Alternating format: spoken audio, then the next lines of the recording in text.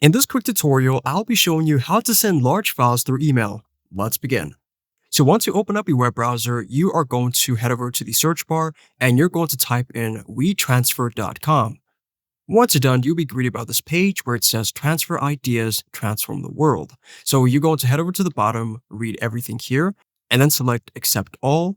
Then if you head over to the left side, it's going to say you're almost there. Simply say that I agree to the terms of service and privacy policy. So on the left side, you're going to see this little purple text, and it's going to say that you can increase your limit because this is the free version, the free plan. There's going to be some limitations, but if you select it, you see there's going to be different pricing options. So if you want to add a file, go to the left side here, select add files, or you can also add folders. Now I'm going to use this little documents, for example. I'm not going to choose a file which is too large because that's going to take some time.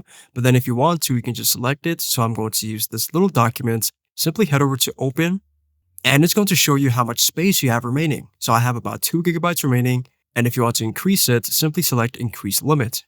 So from here, you're going to select the email that you want to send the link to or the email. Then it's going to ask you to enter in your own email address. Then from title, it's going to show you the name of the document. And then you can also add in an expiration date for the email. So where it says expires in, select the option which has the arrow pointing upwards. Then you can either choose keep forever, 1 year, 60 days, and so on. I'm going to use 1 day. Now bear in mind, if you want to choose 7 days and upwards, you're going to have to change your plan. Once you're done, select continue. So now it says track who accesses your files. So in order for that other person to download the file, they're going to have to enter in their email address. Then it can notify you every time a new recipient accesses your files. Or you could either choose anonymous downloads. Then from here, it's going to ask you to verify your account. So they're going to send a code to your email address. Afterwards, it's going to say transferring. Then it'll say that you're done. So if you head over to your Gmail account, it's going to show you that the email has been successfully sent from WeTransfer.